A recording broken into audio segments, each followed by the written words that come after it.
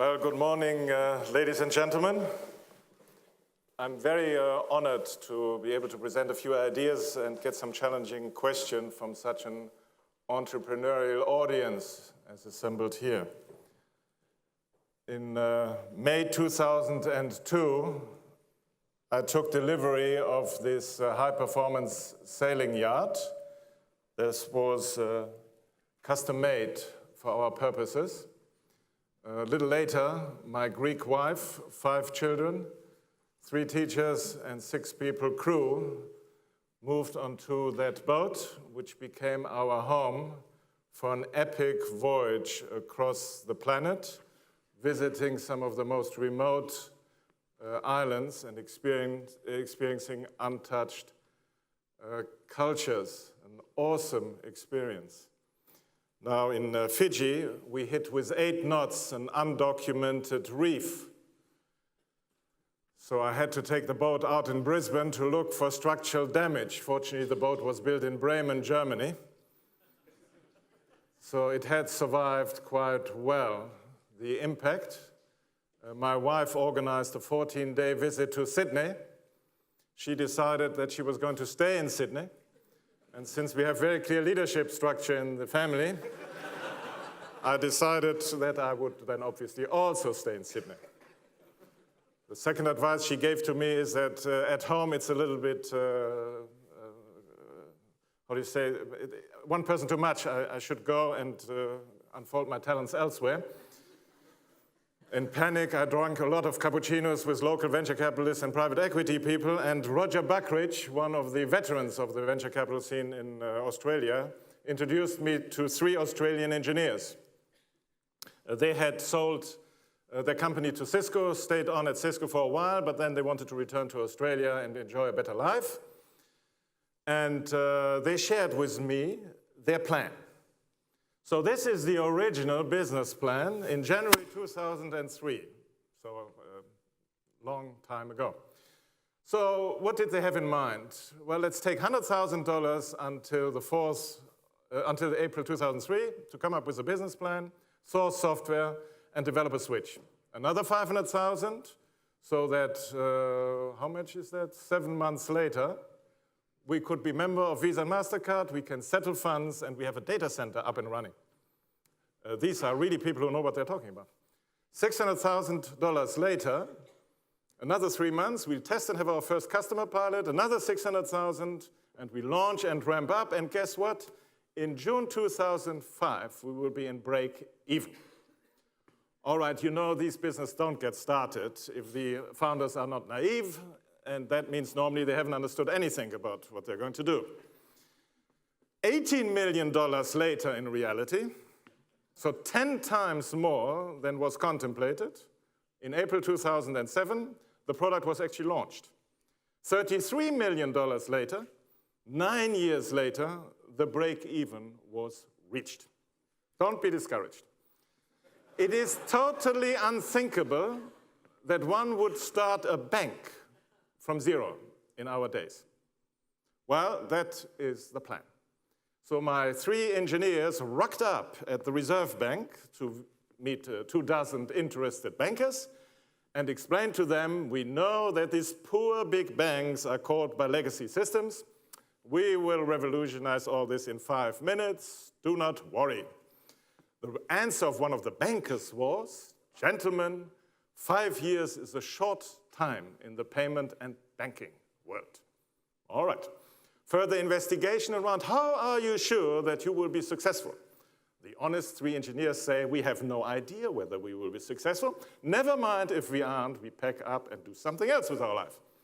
The reserve bankers say, problem, because in banking, failure is not an option. By this time, I had joined, and in my due diligence, I went to Woolworths and said, what do you think about payments? At the time, the Commonwealth Bank of Australia was their banker, and they said, I mean, we get all the fees, we nail them against the wall, it's all wonderful, but there is no innovation, there is no flexibility, there is no responsiveness, it is awful. So I thought to myself, as a simple German country boy, if Woolworths can't get what they need, surely there must be a problem. You know how often technology chases a problem that it can't find? Here it seems there is a problem. Then I go to the Reserve Bank of Australia. Ian Macfarlane was the governor at the time. And they had created a bank license and an access regime because they thought that the oligopolistic banking industry in Australia was lacking innovation and competitive tension. While they had expected that lots of serious companies would take this unique opportunity to enter the Australian market, nobody came, not one. All this effort for nothing, except the 3 engineers with the PowerPoint presentation. So I talked to Ian and said, with this belief, I mean, you would support this? And he said, yes, I'm going to see this through, and if there are recalcitrant brains, I will support you. So I said, okay, well, I'm not a banker, I have no idea what I'm doing here, but the bank doesn't always print bank licenses, I thought. So we'll figure later out what we do with it. APRA, the Australian Prudential Regulator Authority, was extremely supportive.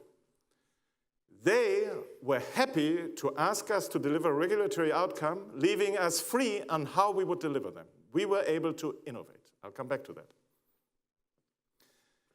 Just recently, on the 1st of January 2015, the Reserve Bank actually dropped the entry barrier to the payment system by not requiring a bank license anymore to acquire for MasterCard and Visa. And we are the only company that I know of which immediately rushed to the regulator and says, continue to regulate me. When we went to the lawyers to justify that we continue to be regulated, they said, what? I mean, people pay us so much money to get out of regulation. You are the first one ever who likes to be regulated. So let's go back to the mission that we have. Is there a possibility to offer smart, fair, and transparent banking? This is what the founders wrote into their business plan in August 2004. And nothing has changed until today. Be the most efficient acquirer for electronic payments, Transaction Australia, provide innovative service, functionality, and value. The product stems from the innovative use of new technology, but the key product differentiator is the integrated service that enable merchants to manage their business better. I mean, there's nothing really revolutionary, unbelievable, but that's what we're up to. There's another level. Our 3 founders who had gotten tired of Cisco, they said, we wanted people to have a quality of life with their families, working and living in their own backyard. Help to staunch the brain drain to Silicon Valley, making Tyro the center of financial technology excellence in Australia. Andrew Rothwell, the youngest founder. So let's talk about some lessons. I mean, there are hundreds of lessons. I highlight 2 which may be entertaining. One is, you will always hear the establishment claiming that there is a trade-off between stability of the financial system or for whatever versus innovation.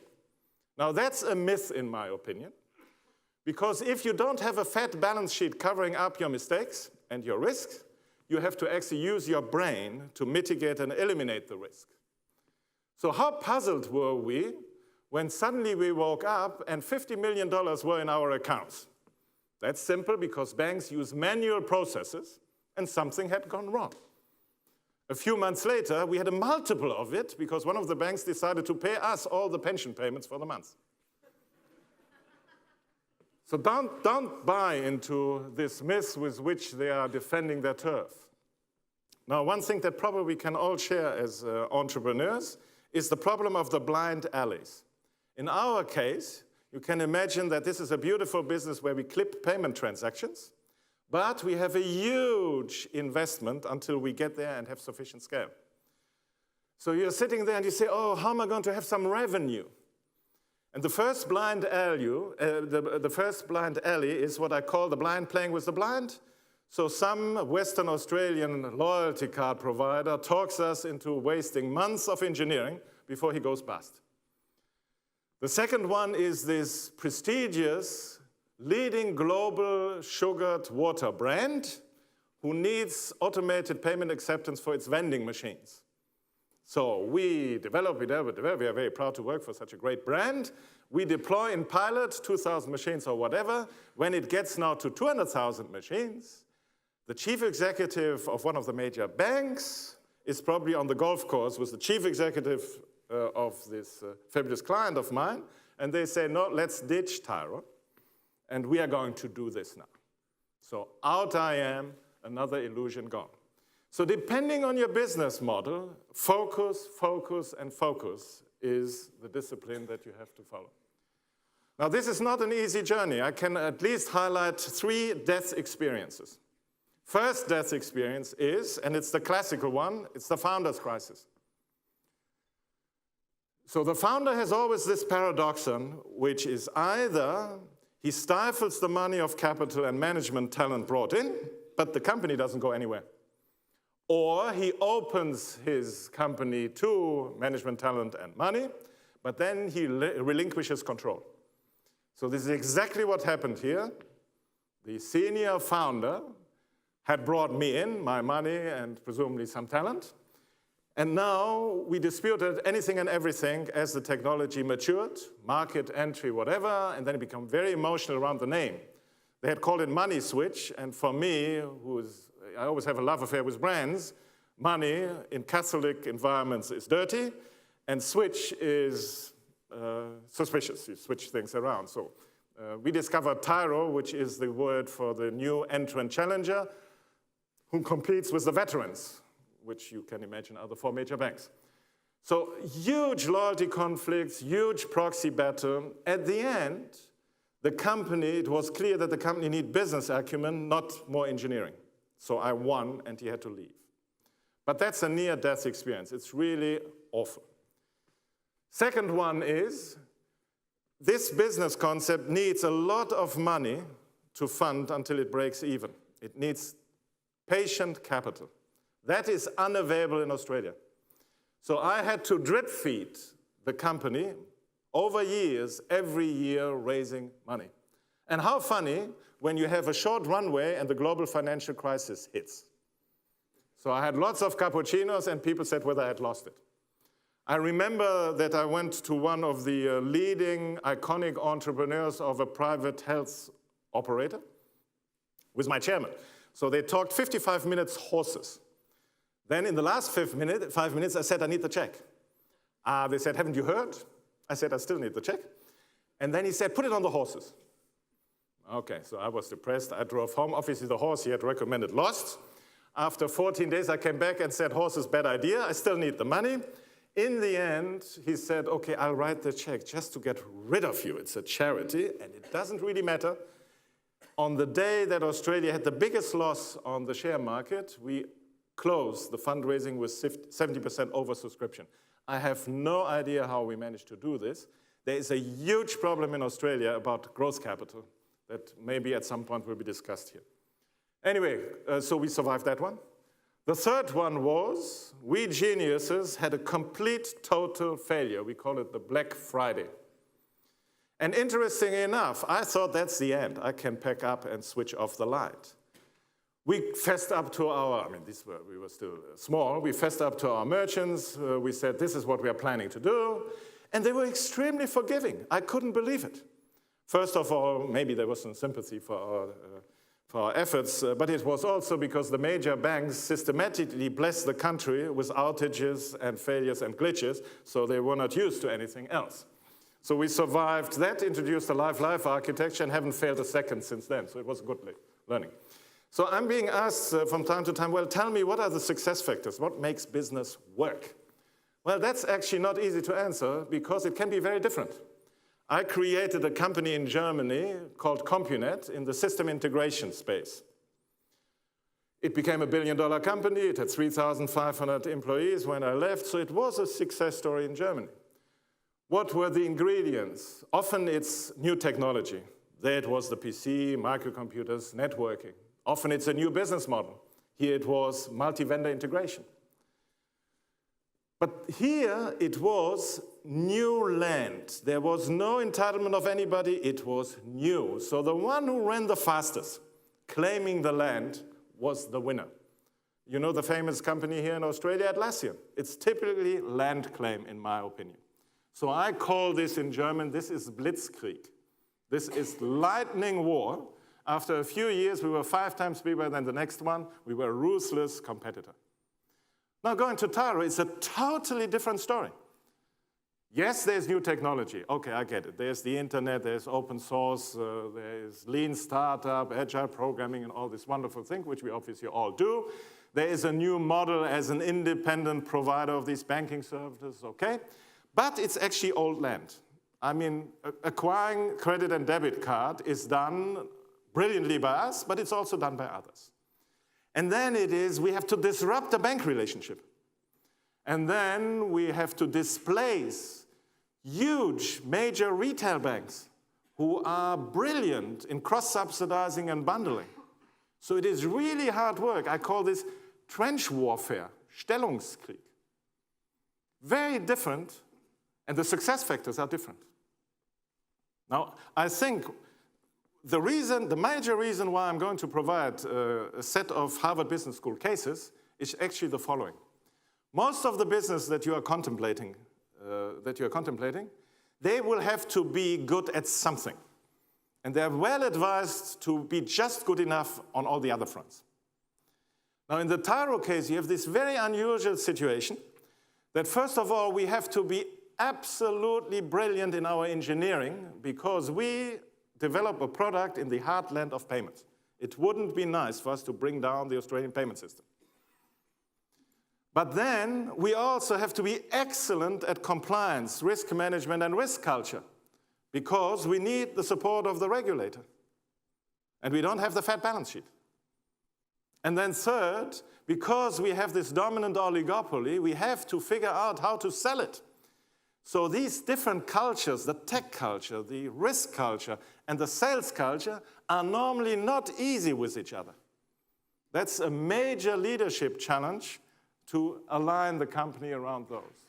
So far, so good. The path has been the long valley of death.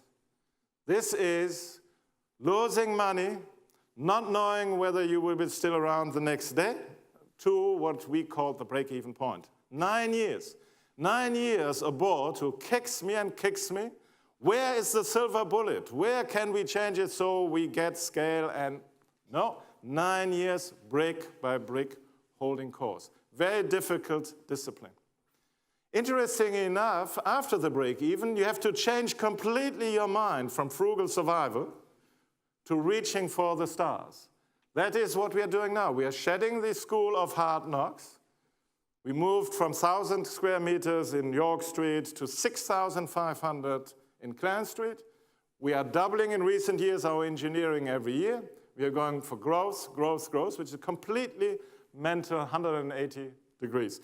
I'm very proud to say that we have announced what we call the first Australian FinTech hub, which invites startup entrepreneurs, and some might be sitting here, to come and develop with us new business models, and we would contribute the access to the banking system that those people would be hard-pressed to obtain from the major banks. So anyway, moving on 10 years, now there's the switch. You see, against Carmina Burana, we are celebrating the new phase. We are reaching out to the stars full of energy.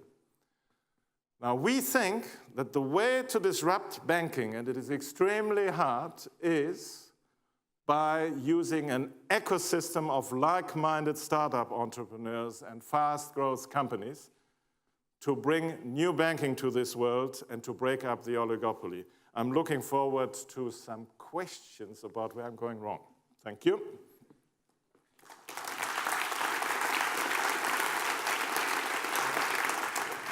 Don't run away, Jost. Hello, everyone. Should we sit on the bench? Thank you, Ian. Pleasure. To share a bench with you. Yeah, it's lovely. Where's our cup of tea? Cappuccino we should get. So for those that don't know me, I'm Ian Gardner. I'm an entrepreneur, occasional investor, and now work at Amazon Web Services looking after innovative startups. I'm not sure whose idea it was to get a Scotsman and a German on stage together. After the Frenchman. So. Yeah. So now we do want some questions, which we're going to. So I've got a few questions that we'll ask Jost here. But for those of you out there, go to sli.do, assuming you haven't used up all of your data and your devices are still charged. So let's start with the lifestyle. I mean, like you've famously talked about how great Sydney is in terms of a place to live and a place to bring up the kids and put them to school. But you've also been a little bit critical about the startup ecosystem. So, you know, some people here who are younger think that the streets are paved with gold in Silicon Valley and, you know, the path to riches is over there and happiness. But you've made the choice to stay here. So can you just talk us through what was going through your head when you moved here and wanted to stay from the lifestyle and business side? I mean, the reality is not much went through my head because my wife made the decision. But having said this, I think this city is second to none in terms of lifestyle. I also think that entrepreneurs are attracted by such an environment if that environment allows them to pursue their dreams. Now, the reality is, as we progress into the digital economy, I think you can do it from here. But what that requires is a significant wake-up call in the Australian community. You know, basically, we have a whole range of problems that I'm talking particularly fast-growth entrepreneurs face here in this country. One I mentioned, which is, I think you can raise initial capital. I'm exaggerating, relatively easy, but that's possible. As soon as, God forbid, you are awesomely successful, there is still a huge problem to gain access to growth capital. You know, and when you say growth capital, I mean, are you talking 2 million plus, or are you talking the sort of 20 million plus? Well, in my case, I was drip feeding with 3 to 5 million per year. Okay. One of the problems is also drip feeding against milestone. Show me the next one. I mean, it's a risk mitigation thing. But what it does is it takes a lot of energy of the entrepreneur on fundraising instead of on developing the business. And if you are in this few $1 million, my experience was that the institution, they don't get out of bed for it. Then also, the skills are not very developed. We are lacking the scale. If you come with a banking model that we proposed, the normal wisdom is you can't compete with the major banks. This is a highly regulated space. You don't know what you're doing, It's too complicated. So you have a scale problem. But I must say that it's moving now. We have a few success stories. I'm congratulating here the organizers to display them. I have now calls from Americans who want to invest into Tyro. I mean, I tend to say, where were you when I needed you? But it is a good sign, because there is enough going on now to warrant more attention. I would think that hopefully the Australians get out of bed, and we don't leave it to the rest of the world. But it's a serious wake-up call. I'm really nervous about whether we get it here. We have started the FinTech Hub. You know, this is a great opportunity because we can develop open APIs. But if the bankers in their towers don't leave it and hook up with techies and try now, we have a window of 2 years, then it's gone. Disruption is happening now. Yeah. I just got a message coming in from someone who says I need to let them know the URL again. So the sli.do for your questions. Is it not clear where you go from there? Anyway, the questions will come in. So, and then the event code, is it, Nick? The sunrise. Sorry. So let's keep focused on that ecosystem. So, I mean, it's not just, I mean, funding is definitely a component of it. I know you're passionate about education, and we've got, you know, a couple of hundred kids up in the cheap seats there. Hi, guys. So what's your view as to education and how important that is in terms of trying to encourage the ecosystem? And it's probably a longer-term play, but I know you've been a pretty outspoken in your views in education. Well, look, it's not difficult. The world turns digital. the real problems are being resolved not by bankers, not by lawyers, they are resolved by scientists and engineers. But this is a conversation we can have around the French table, the German table, the American table, and the Australian table. Yeah. We all suffer from the fact that too much of the brightest and the most talented one follows something which I call Pinot Grigio type of studies. So what we need is, and it starts with us parents, I think parents are very important, is if you see talent in the science, in the math, in the engineering area, let's encourage our girls and daughters that this is the future. They can resolve the big problems of the planet. You know, health, food, environment. They are resolved with science. So there is a great future there, and we are seeing enrollments in these disciplines going backwards. This is totally unacceptable. First of all, the ones who are parents here or grandparents, you know, try to convince your children that this is where the future is. Now, it is obviously that in our democracies, too much of the money goes into the old age and not enough is going into the youth. But it is obviously that our future is built without our education system. And this is not rocket science, it's simple. So look at where the budget goes and raise your voice that the money goes and invests into our future, which are the youngsters. I mean, it's staring at me. But this conversation is everywhere across the globe, a painful one. So we've touched on funding and the challenges there. We've touched on education and the challenges there. And it was interesting, I don't think you mentioned it in your talk, but I mean, you were a politician. Did you mention that in your talk? No, I didn't. Was that deliberate? Well, look, if there's something that is extremely unpopular, first of all, don't be a politician. By the way, second, don't be a banker. So visibly, I'm doing something wrong. I don't think I'm suggesting you go back into politics, Jost, although I think they'd probably welcome you. But the role of government within the ecosystem, I mean, people are torn sometimes. I mean, my personal view is that it's better just to get on with it, but there is a regulatory framework that probably isn't as good as it could be. So do you want to just touch on that and your views on Australia and the government and what it could be doing? Well, I do think that governments have an important role to play in terms of the narrative where the future of a country lies. So if I'm asking the average Australian, why do you think this is going to be a great, successful nation in the future? I wished I had some answers. So for instance, in Germany at the moment, one would say, well, we are going to build our future around the manufacturing in the digital century. It's called Industry 4.0, that is everywhere. And around the Energiewende, the change to carbon-free energy. So there are a few subjects where the Germans they're convinced that they will play a leading role. I wished in Australia there were some of these themes that were developing, whether it's medical tech. It could be fintech. That's one where I'm very enthused, because there's a window at the moment. So what are the themes? The government can play a role there. The second thing that the government can do is to concentrate to smarten its regulation, so that the regulation concentrates on outcomes and leaves more liberty in how we are delivering them.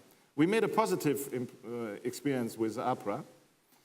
Now, to some extent, we also get the regulation we merit, because if we cut corners and screw around, then what does the community do? It increases the density of regulation and stifles everything. So we also get the regulation we merit. There's another point I want to make, which is that we as entrepreneurs should speak up and come forward with ideas. To some extent, the political class is also starved for concrete, practical approaches, what they can do. Now, once they have them, it's still very difficult to muster majorities. You know, we are blaming politicians for anything and everything. This is it's difficult as a politician to get reforms through the democratic process. So, resuming, where is the vision? smart regulation, and entrepreneurs who bring forward solutions instead of crying and having problems.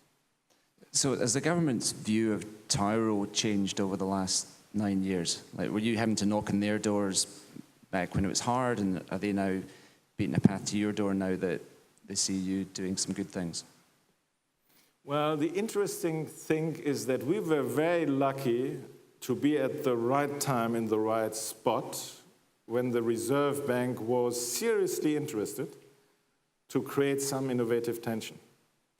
And because we were the only ones, they gave that a run. I'm convinced if there had been reputable big companies, I doubt that we would have gotten a go, because it was very counterintuitive. Can you imagine a regulator that supports a company that has 8 months runway? Yeah. It's not something that comes natural to a regulator. So at the time, we enjoyed significant support and attention. Now then the global financial crisis came, so that diverted the attention of regulators to other, and rightly so, to other problems. There was now the David Murray inquiry. So what I'm hoping is that there is a renewed energy on dealing with the micro level of encouraging entrepreneurship. And it's happening a little bit, and I think that has to be encouraged. Yeah. You might have seen that ASIC has announced an innovation hub. We have launched an innovation hub. Yeah. With the backing of Westpac, ANZ, AMP, and a few other ones. There is a new innovation hub on Clarence Street called Stone and Choke. So it looks as if at the moment there was some energy, and that needs to be sustained. I mean, just on that, like Tyro really was the first or the original fintech startup, but now fintech is the new black. Why is that? Well, I think that banking and health are areas where, and rightly so, there is a significant attention on managing and mitigating risks. So if you look at it, we are starting to see now technology and business models which hopefully can address that in new ways. This is a difficult nut to crack. Disruption of banking and health is a difficult subject because you have strong entrenched competitors, you have dense regulation, and you have this issue of trading off innovation against stability that I mentioned. I think that the typical startup entrepreneur in fintech will possibly be bankers who leave their organization because they are frustrated to see what all could be done, but it just doesn't get done. So they bring the domain knowledge and risk culture, and they challenge then the best technical minds and mathematical minds to create new approaches, data analytics, algorithms, to deliver the risk mitigating methods that we need. Okay. We've got about 10 minutes before we get kicked off our bench. So what we have some questions from the floor? It's come through my magic device. So let me start at the top one. So Aussies bet twice as much in the Melbourne Cup than they invest in the early startups. I think they're talking in the venture capital front there. How come you're still here, given that you would have been better supported in America? I think you answered that component. I have no choice. You no choice. And actually, you know, just on that, I mean, there's a lot of people come back from Silicon Valley, and you may have seen this before, and for the first 2 or 3 years, and you know, they just whinge. It's like, this is awful here, I can't believe it's not as good. I think... But let me make a remark there, which I made once in Germany years ago, which is, think differently. Think about Sydney or Melbourne or Australia being a paradise for entrepreneurs. And I think you can think this because there are so few. If you are in Silicon Valley, you are in a hyper-competitive environment, whereas here, you can build it. You know, just don't get mentally trapped by it. This is one of the greatest geographies, nations, lifestyles. Lure people to come here and feel strong about it. This is a paradise to start fintech. Yeah, and in Silicon Valley, many entrepreneurs work 14 hours a day, 7 days a week, and I know you've got a good relationship with your family, and so do I, and I've really appreciated that, and that's a really important component to happiness. By the way, the Silicon Valley work style could be a thinking mistake. It could be. That's the culture at Tyro. We think that people who do decent work and who have a balanced life actually produce better results. So you can provide here a far more competitive work environment than the Silicon Valley might deliver, especially when it's serious innovation. It's not flashy website front end and user experiences. You develop real mission-critical products and applications. Yeah. Don't imitate Silicon Valley. Try to think how you can do that better. And you can do it here. Yep, I agreed.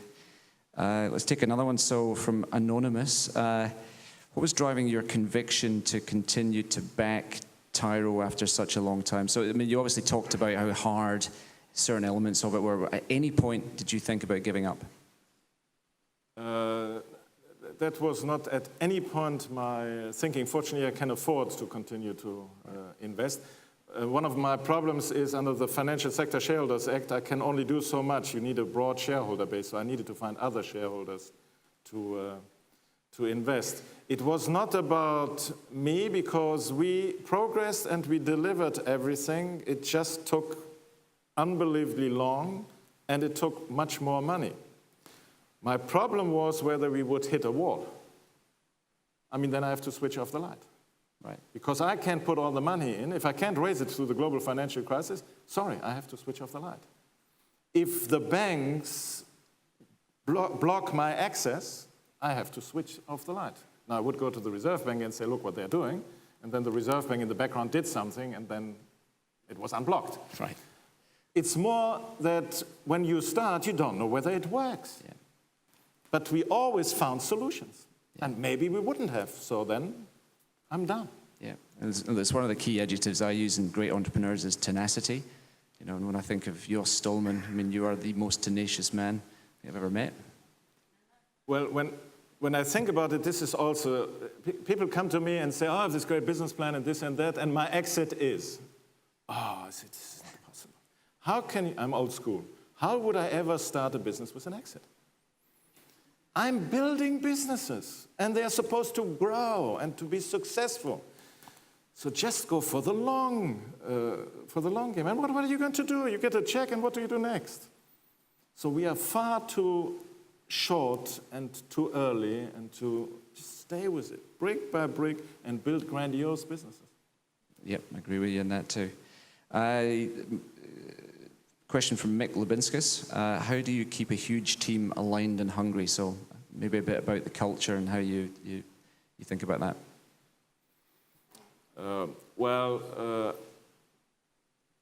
One advantage we are having is that we have what I call a cause. We believe in smart, fair, transparent banking that is not afforded to the small and medium businesses on which the prosperity of Australia depends. So it is important what we are doing. That's number one. The second thing is we are doing complicated things that are really difficult and matter, which in my view, and I'm not an engineer, but I'm told by my founders, this is what engineers actually like. They like to crack important stuff. We do. Then we respect that they have another life. We are very mature. We use all this lean, agile, open source, all these new things we are using in a banking environment. I mean, most bankers look at this, if I have IT people from the banks, they look at it with disbelief that one could ever dare to do that. So, I mean, most importantly, it is, we have a purpose and we get out of the way and let the engineers get on with it. We have a huge talent pool. Yeah.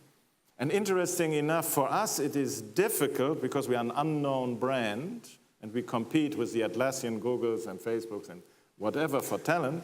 It's difficult for us to generate traffic in the engineering market, but once people join us, we have hardly any turnover. So we are a good place for engineers, I think. Okay, we've got time for maybe a couple more questions. So, are you an investor, or are you just focused in Tyro? So investor in other businesses, I should say, because I know you're an investor in Tyro, obviously. Okay, well, I'm unfortunately not talented to do many things. So at the moment, I'm totally focused on Tyro. Our Tyro FinTech hub contributes assets, skills, and whatever to the startup entrepreneurs, but we are not investing. I also don't want to have conflicts of interest. Yeah. So I'm a very focused person on Tyro. Yeah, because it's kind of linked into that, but the virtue, if you're a small startup and you may be young, I mean, do you need they called it a veteran? I don't know whether that just means older dude, like you and the team. Does that help? That depends a lot on what type of business you are building. Let's take FinTech. In FinTech, there's a lot of stuff going on where young people develop a new user experience on device that sits in front of the banks. Simple would be a good example. So that's often young people who do that themselves. Now, if you have a system where you disintermediate the banks and you start to get into own risk, then it helps to have in your team domain knowledge in the form of bankers, in my view. So if you do peer-to-peer lending, for instance, building a book where it's not only the front end, but you are underwriting yourself, you need another founder team. If you do Tyro, which is a bank competing in the banking system with technology, you definitely need a good mix between experience and the young, fresh talent. Okay, well, let's ask one more question, which hopefully a fast answer. So a lot of youngsters out here, especially up in, as I said before, the cheap seats. What is your one piece of advice to give to these guys that they might take away from today about either being an entrepreneur or trying to be successful? First of all, everybody is an entrepreneur if he only gives himself the trust of undertaking his talents. Everybody is an entrepreneur. Now, in my view, to succeed in life, be fascinated by the opportunities around yourself, accept failure, and bet on some fortune. The 2 Fs. Fascination, failure, fortune. That's 3. How much did I say? 2. I'm getting older. Yeah. Jost, on that, thank you very much. That was great. Thanks for the fun.